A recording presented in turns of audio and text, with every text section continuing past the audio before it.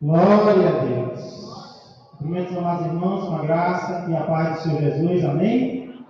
Quem já está agradecido esta noite? Glória a Deus. Estamos já agradecidos pelo que o Senhor já fez. Já louvamos a Ele um pouco com os cânticos. Vamos continuar louvando daqui a pouco. Mas agora nós vamos louvá-lo também, aprendendo mais sobre a sua palavra. Amém? Louvado seja o nosso Deus. Só para saber, se Deus te oferecesse a oportunidade de conversar com alguém que já partiu, com quem você gostaria de conversar? Se Deus te desse a oportunidade, só uma hipótese, se Deus te desse a oportunidade de conversar com alguém que já partiu, com quem você gostaria de conversar? Às vezes nós temos vontade de conversar com alguém que partiu e que nós conhecemos. Um parente, um amigo a quem nós amávamos muito, por quem nós tínhamos muito apreço. É alguém que já está com fulano, com ciclano. Outras vezes, essa vontade surge até com alguém que nós nem conhecemos. Por exemplo, quando nós estamos lendo uma passagem bíblica, um texto, e nós temos vontade de conversar, talvez, com o escritor daquela passagem, ou então com alguém que participou do que está acontecendo ali. Quem nunca teve vontade de, durante uma leitura das cartas de Paulo, ter Paulo ali ao seu lado para perguntar: Paulo, o que você queria dizer com isso? Eu não estou entendendo. Parece que está se contradizendo com o que você escreveu em outra parte. Quem nunca teve vontade de conversar com Pedro? Pedro às vezes diz umas coisas que parecem até difíceis da gente entender. Então nós temos vontade de conversar com pessoas que já partiram. E a passagem na qual nós iremos meditar hoje, irmãos, ela fala justamente sobre uma ocasião na qual 3 discípulos do Senhor Jesus tiveram a oportunidade de contemplar 2 dos personagens mais importantes do Antigo Testamento e que já haviam partido. E o que é mais importante, nós vamos ver o que esses discípulos aprenderam quando viram esses 2 personagens. Se você não sabe ainda de qual passagem eu estou falando, abra a palavra de Deus no Evangelho de Mateus, capítulo de número 17. Evangelho de Mateus, capítulo de número 17. Depois de muito tempo sem pregar às terças-feiras, sem pregar o Evangelho de Mateus, estou voltando hoje exatamente do lugar de onde eu parei há muito tempo atrás. Mateus, capítulo 17. Esses 8 versículos, nos quais nós iremos meditar hoje, brevemente, eles podem ser divididos em 2 partes, irmãos. Prestem bem atenção. Esses versículos nos quais nós meditaremos hoje falam sobre 2 coisas. Primeiro, esses versículos mostram o que os discípulos de Jesus queriam. E depois, o texto vai nos mostrar o que os discípulos de Jesus precisavam. Será que o que nós queremos é sempre o que nós precisamos? Ou muitas vezes, o que nós queremos e o que nós precisamos são coisas totalmente diferentes? O que os discípulos queriam? Vamos ler os versos de 1 a 4. Mateus 17, 1 a 4. Diz assim: 6 dias depois, tomou Jesus consigo a Pedro e aos irmãos Tiago e João, e os levou em particular a um alto monte. Verso 2 diz: e foi transfigurado diante deles. O seu rosto resplandecia como o sol, e as suas vestes tornaram-se brancas como a luz. E eis que lhes apareceram Moisés e Elias, falando com ele. Então disse Pedro a Jesus: Senhor, bom é estarmos aqui. Se queres, farei aqui 3 tendas. Uma será tua, outra para Moisés, outra para Elias. Pai amado, Pai querido, nós só podemos te agradecer, Senhor, neste momento, por estarmos aqui, Senhor, porque até aqui o Senhor nos ajudou. Senhor, porque se percebermos bem, se pararmos para analisar, nós teremos que fazer coro com o salmista que disse: de fato, grandes coisas fez o Senhor por nós, por isso estamos alegres. Pai, nós só estamos aqui essa noite porque grandes, não pequenas, grandes coisas fez o Senhor por nós, porque o Deus grande só é capaz de fazer coisas grandes. Obrigado, Senhor, por estarmos aqui. Obrigado, Senhor, por já ter falado conosco de inúmeras formas e continuar falando agora, por meio desta palavra, Senhor, que é viva e eficaz, e mais cortante do que qualquer espada de 2 gumes. Fala, Senhor, ao meu coração. Nós precisamos ouvir a tua voz. Mais do que tudo, Senhor, nós precisamos te ouvir. Por isso eu peço e agradeço em nome de Jesus Cristo. Amém e amém. Dê uma salva de palmas bem forte para Jesus.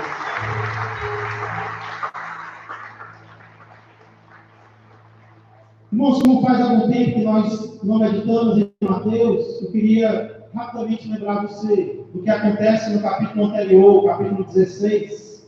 Muitas coisas acontecem, mas eu queria chamar a atenção para 2 que são muito importantes, muito especiais. Primeiramente, em Mateus 16, nós temos Pedro confessando quem Jesus realmente é. Esse é um dos pontos altos do Evangelho de Mateus.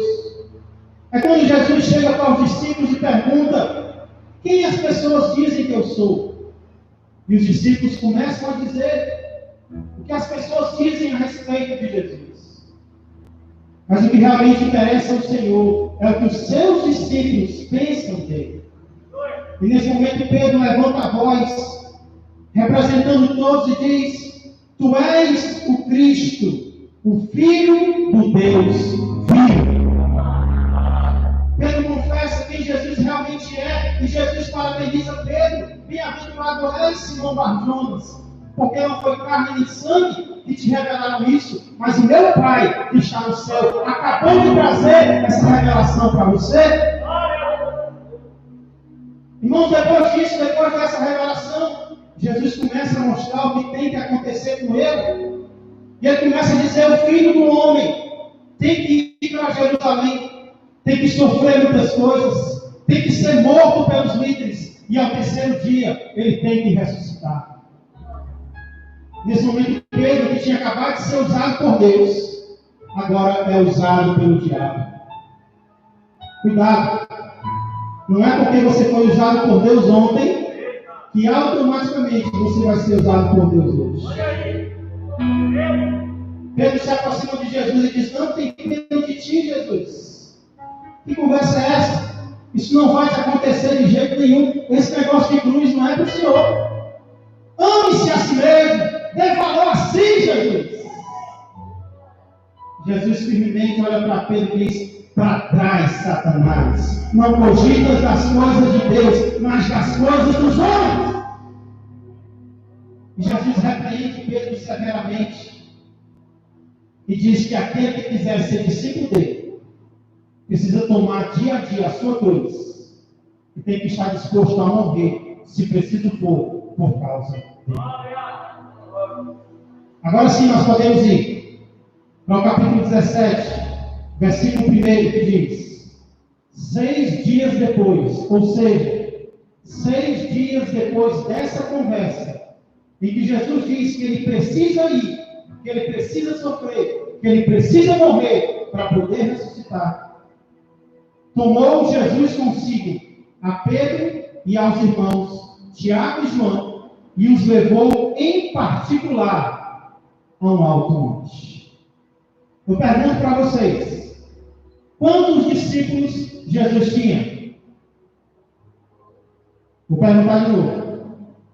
Quantos discípulos Jesus tinha? 12.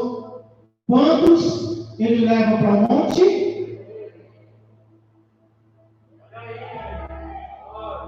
Jesus tinha 12 discípulos. Mas para o monte, em particular, ele só leva 3. Aí eu pergunto para você por quê? Se você souber, eu peço que você me diga. Porque eu não sei por quê. O que eu sei é que o plano de Jesus para um nem sempre é o plano de Jesus para outros. Ele tem planos particulares. O que ele faz em particular para um é o particular dele com esse. O que eu sei é que ele tem uma razão. Esses 3 eram os 3 que ele sempre levava para missões especiais. Mas não cabe a mim e a você questionar por quê. Cabe a mim e a você aceitar o plano que ele tem para mim e para você. Se ele quiser me levar para o monte, eu vou para o monte. Se ele quiser me deixar embaixo, eu vou ficar embaixo. Porque tudo que ele faz é bom. Tudo que ele faz é perfeito. Tudo que ele faz coopera para o bem daqueles que amam a Deus. Verso número 2. E foi, olha o propósito, transfigurado diante deles. O seu rosto resplandecia como o sol, e as suas vestes tornaram-se brancas como a luz. Foi transfigurado diante deles. A palavra transfigurar, ela vem de outra palavra grega, cujo significado é metamorfose, ou seja, mudar de forma. Jesus continuou sendo o que ele era, irmão Vitor, mas ele mudou a forma. Eu tenho percebido que uma das coisas mais fáceis dos nossos dias é nós nos enganarmos a respeito de quem Jesus realmente é.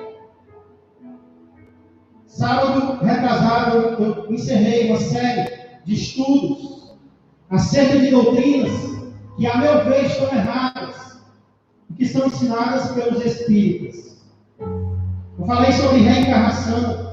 Eu falei sobre comunicação com os mortos. Mas sabe o que mais me impressionou no Espiritismo? Foi descobrir o que eles acreditam a respeito de Jesus. Porque para o Espiritismo, Jesus não é ninguém mais especial do que eu e do que você. Mais do que a reencarnação, mais do que se comunicar com os mortos, no qual eles acreditam. Foi descobrir que eles creem sobre Jesus. Para eles, Jesus é uma pessoa qualquer. É alguém tão especial quanto eu e você. E, infelizmente, essa é a ideia errada que muitos estão tendo a respeito do nosso Jesus. Mas não é algo apenas nos nossos dias. Nos dias do próprio Cristo, haviam pessoas enganadas a respeito dele. E muitas vezes não eram pessoas distantes. Os próprios discípulos muitas vezes não sabiam quem realmente Jesus era.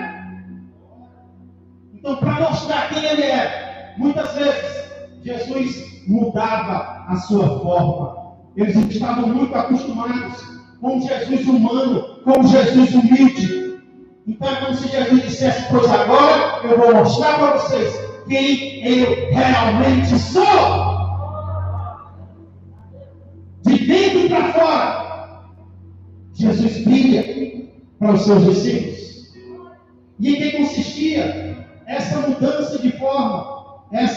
metamorfose. Mateus diz duas coisas. Primeiro, o seu rosto resplandecia como o sol, e as suas vestes tornaram-se brancas como a luz. Isso é muito parecido com a forma como Jesus glorificado se apresenta. Lá em lá em Apocalipse 1,16, lá diz que o rosto de Jesus brilhava como o sol na sua força. É isso que o nosso Senhor realmente é. Não aquele ser frágil, humilhado, que precisou vir ao mundo para morrer no meio do teu lugar. Ali foi a humilhação de Jesus. Mas Ele é glorioso, Ele é glorificado, Ele é exaltado. Eu creio que foi por causa de acontecimentos como esses, que João, em João 1,14, diz: e nós vimos a sua glória, glória como do unigênito do Pai. Nós vimos, não diz, ninguém contou, nós vimos a glória dele, nós vimos o quão glorioso ele é. A igreja precisa ver a glória de Jesus. A igreja precisa ver o quão glorioso Jesus é. Senão as pessoas vão sair das suas cadeiras e virem ao altar se entregar, achando que estão fazendo um favor para Jesus. Não, o favor você está fazendo para você mesmo. Ele não precisa de você, somos nós que precisamos dele. Ele é glorioso. Aqui foi apenas um pouco que ele mostrou da sua glória. Nós somos privilegiados por conhecer e servir a um Jesus assim.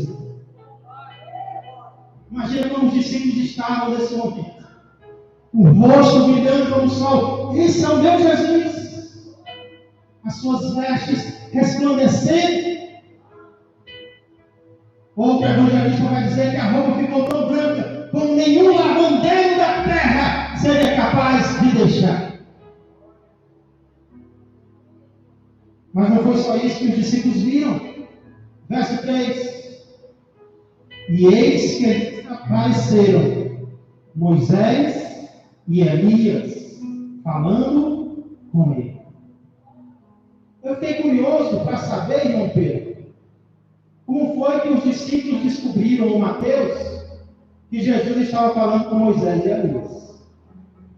Como foi que eles descobriram? Não tinha na testa escrito, né? Será que eles perguntaram para Jesus?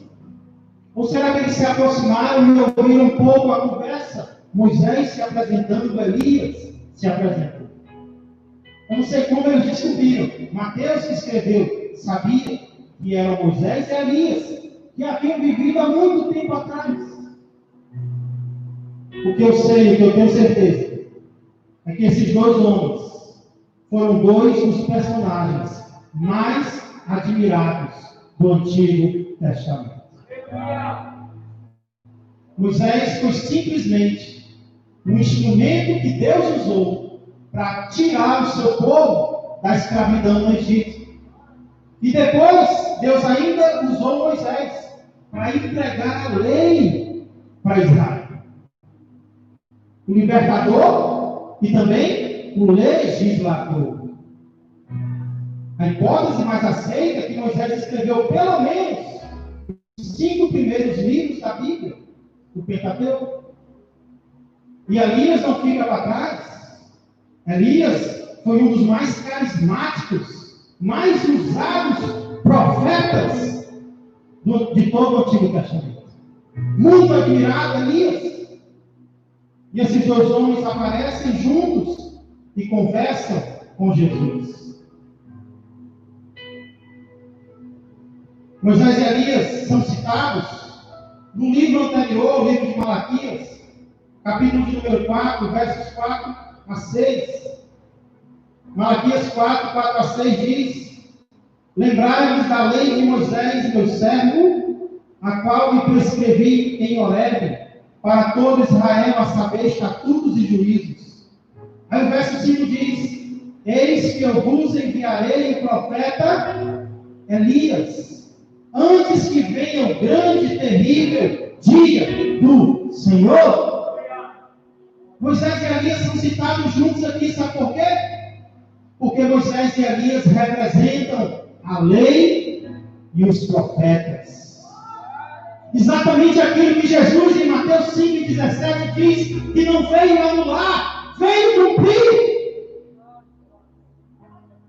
Então nós podemos acreditar, irmãos, que um dos motivos porque Moisés e Elias apareceram conversando com Jesus é para mostrar, primeiramente para os judeus, e também para mim e para você, que entre a lei, os profetas e Jesus não existe contradição.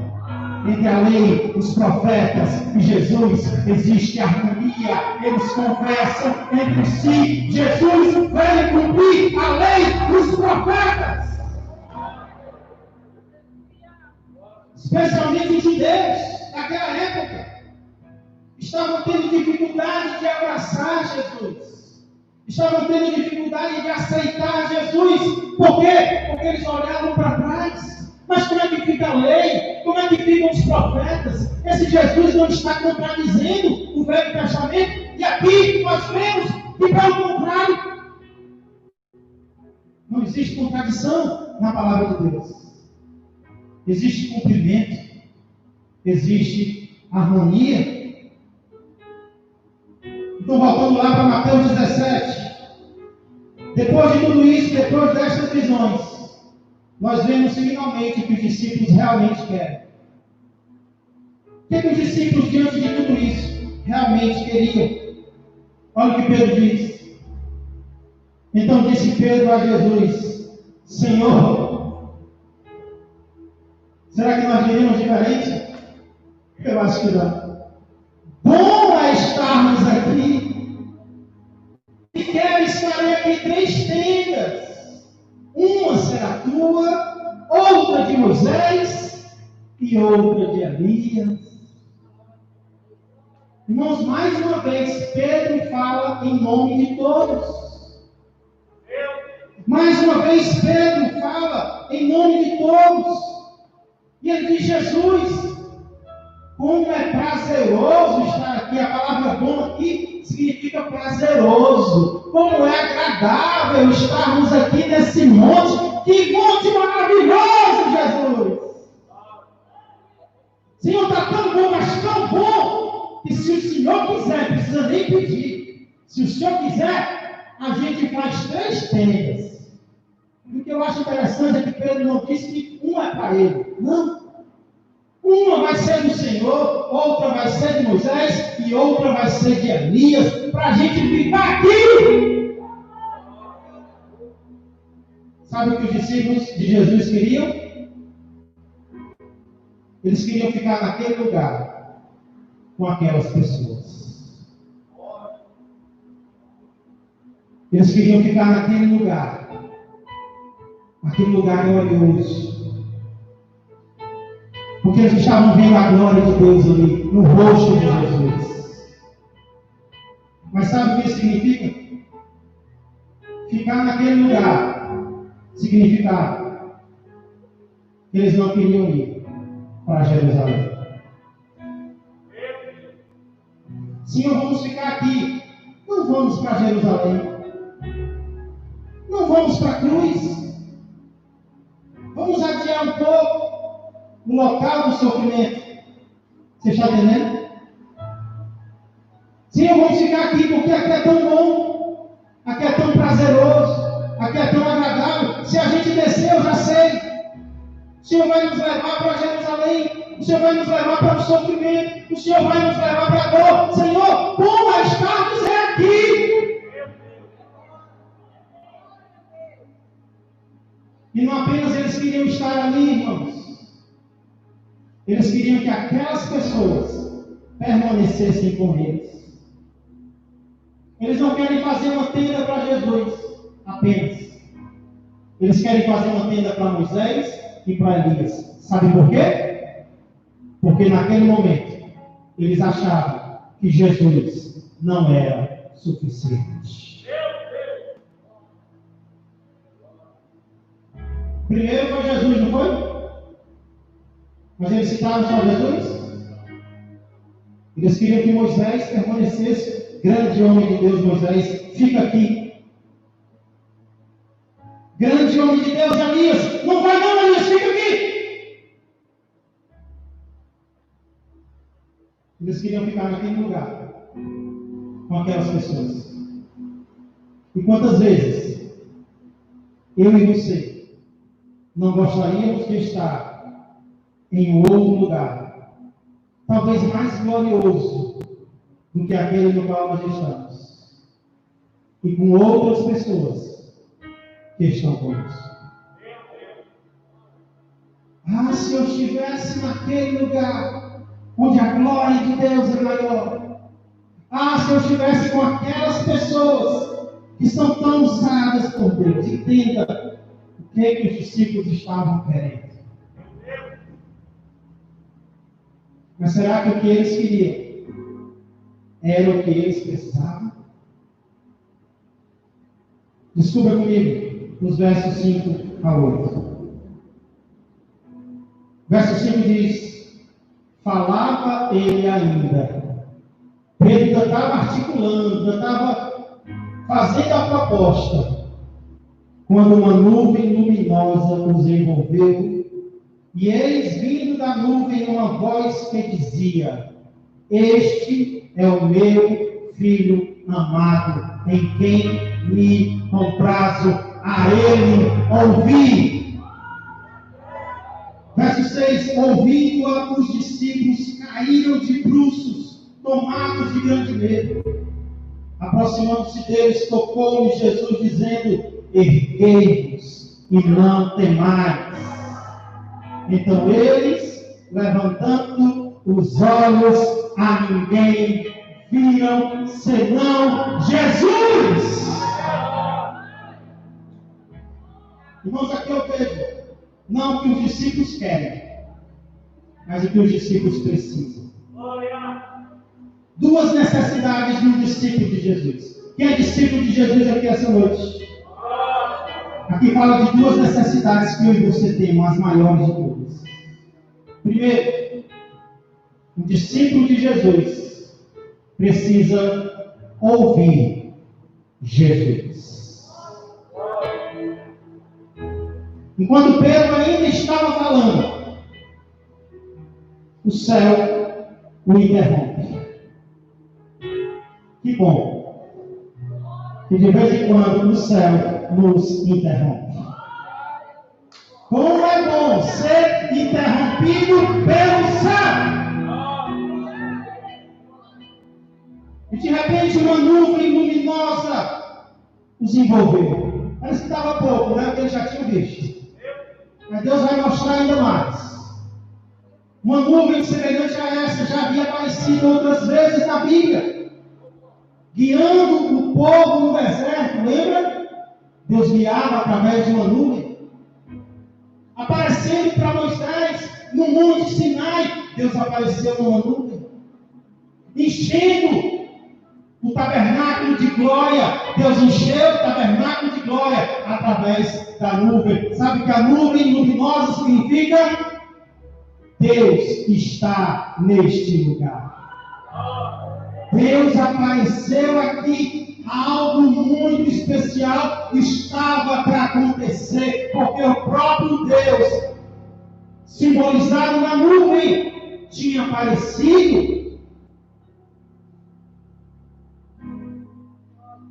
E se com certeza era Deus, não demorou para eles ouvirem uma voz, a voz do próprio Deus, dizendo para eles: este é o meu filho amado, em quem me comprazo, a ele ouvi.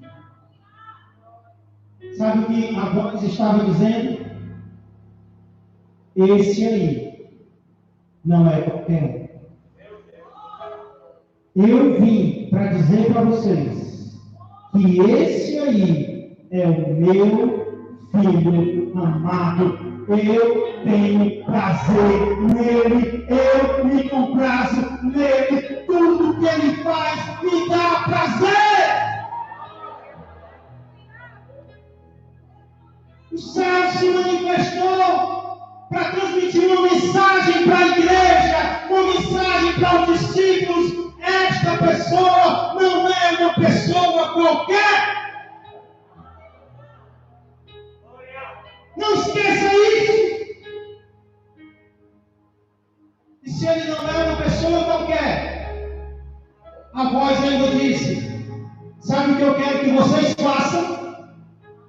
Sabe o que eu quero que vocês façam com ele? Escutem o que ele tem para dizer. Escutem ele.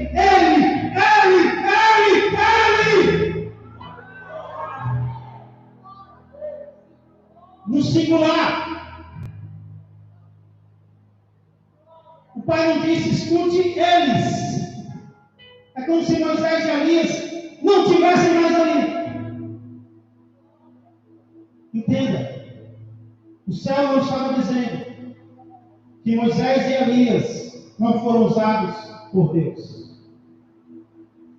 O que o céu está dizendo é que a nossa maior necessidade é ouvir o Filho de Deus. É quando eu ouço Jesus em primeiro lugar que eu sei a quem mais eu devo ouvir. É quando eu entendo que Jesus diz que eu entendo tudo e todos ao meu redor. Sabe como é que uma ovelha de Jesus é conhecida? Não é pela quantidade de lã. Não é pelo barulho que ela faz. Jesus disse: as minhas ovelhas ouvem a minha voz. Não adianta. Não adianta você dizer que é ovelha de Jesus, se quando ele fala, você não escuta. Uma ovelha de Jesus, a sua principal característica, de olhos fechados, Jesus fala e ela escuta o que Jesus diz.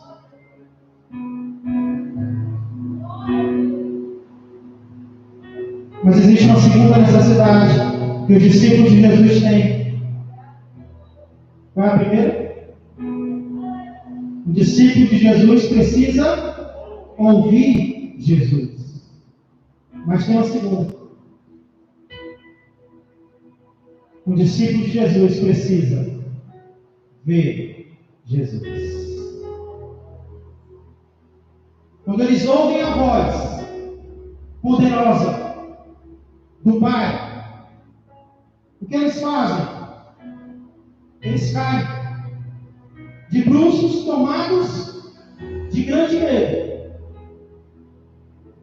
Olha o que eu e você somos sem Jesus. Nós somos pessoas caídas, possuídas de medo. Há quem acha que pode enfrentar o Deus Todo-Poderoso sem um mediador. Olha o que acontece. Se Jesus se afastasse de mim e de você, e do céu Deus falasse conosco, sem Jesus, nós não passamos de pessoas caídas, que temem, que morrem de medo de tudo e de todos. Mas sabe o que é maravilhoso?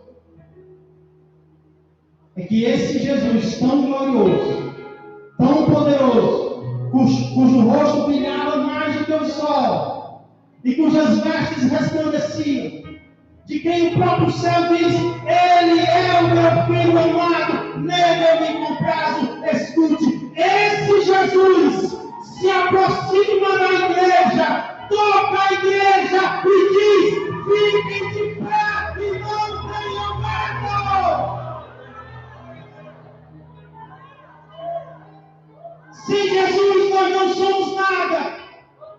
Mas Ele vem ao meu encontro e ao teu encontro. O amor dele por nós permanece. Ele não apenas toca em nós com o seu amor, mas Ele diz: ei, você que está caído. Ei, você que está caído. Ergue-te. Em Jesus nós nos pomos de pé. Ele ainda diz mais: não temas. Como eu não posso? Eu estou com você. Senhor, mas antes. Mas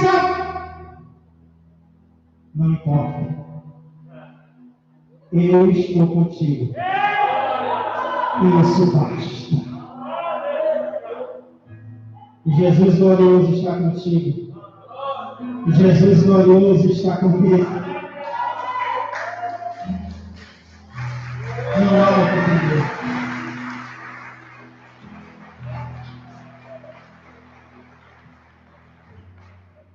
Os discípulos sentem o toque. Mais do que isso, eles escutam a voz dizendo: fiquem de pé, não tenham medo. E eles que estavam de olhos fechados, abrem os olhos, levantam os olhos. Quem eles veem? Quem os discípulos veem?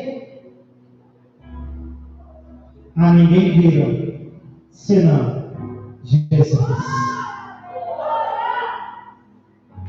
Escute isso.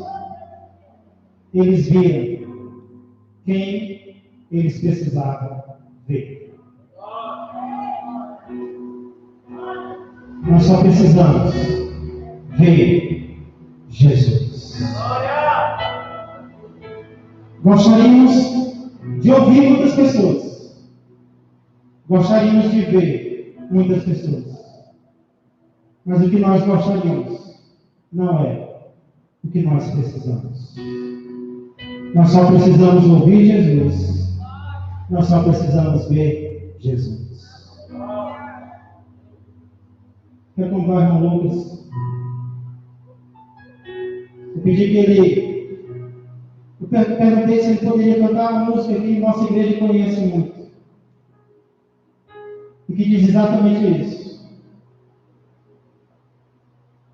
Tudo que eu preciso ver, Senhor, é a tua face. Fica de pé.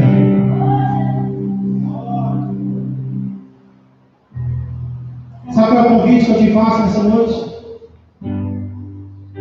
O convite que eu te faço é: confia em Jesus mais do que você estava confiando.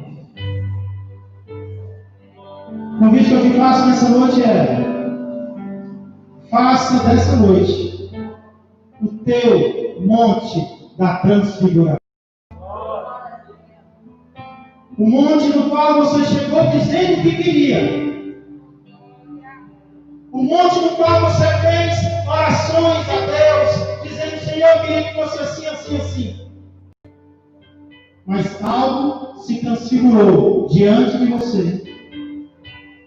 E agora você entende e acredita que tudo que você precisa, você já tem.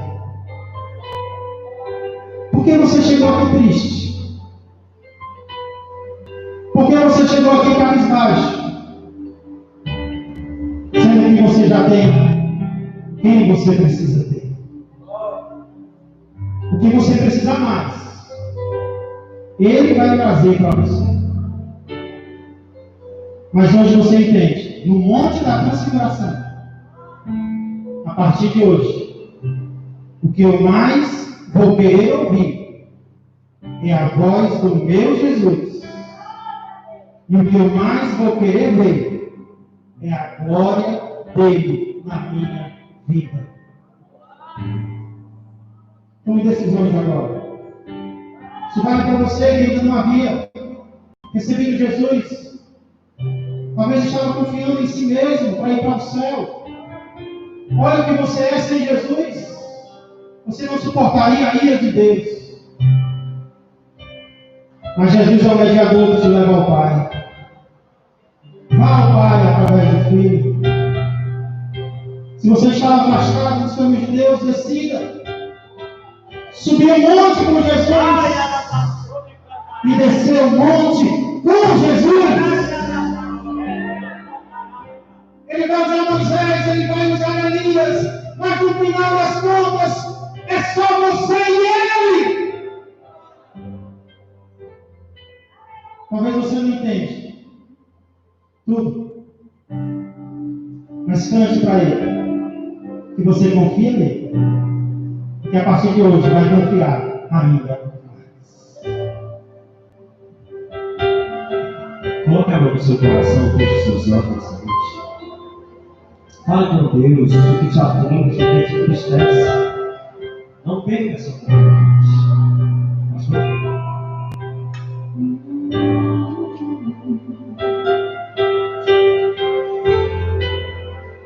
Não compreendo os teus planos,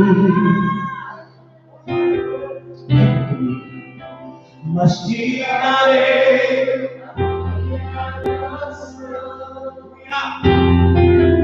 Doces palavras te darei.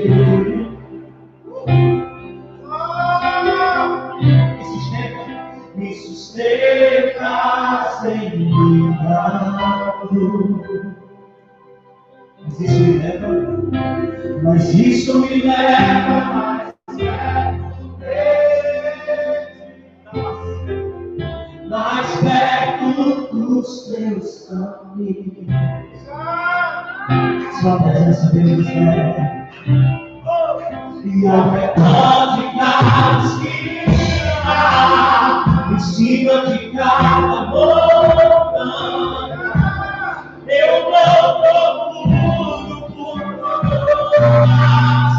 pelas águas azuis, desesperado eu te busco,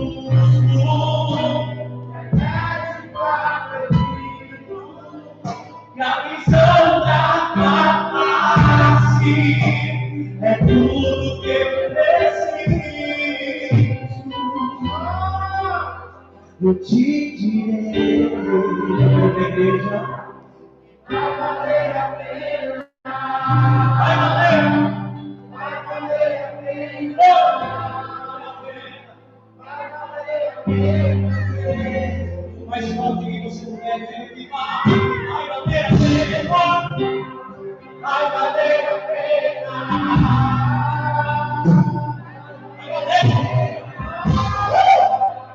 E vai valer a pena mesmo. Eu compreendo os teus caminhos, mas tirarei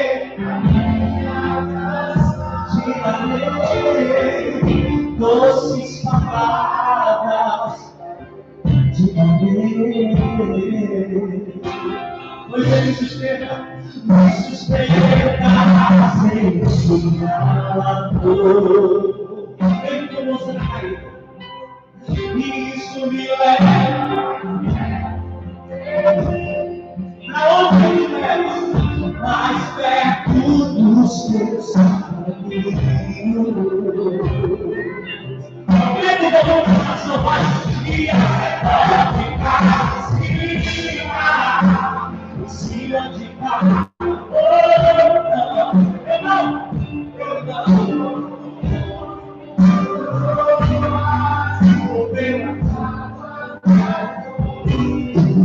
desesperado eu busco, frenético acredito, e a visão da face. Que me lembras? Eu te direi, você é uma pessoa dos céus, que vai valer a pena. Você vai valer a pena.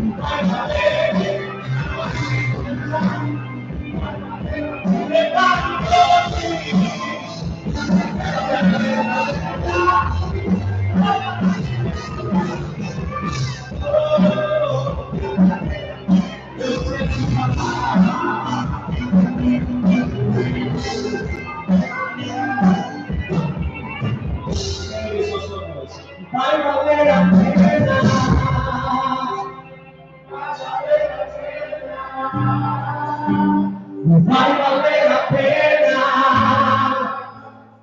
Vai valer a pena. Mais uma vez, diga a ele que vai valer a pena.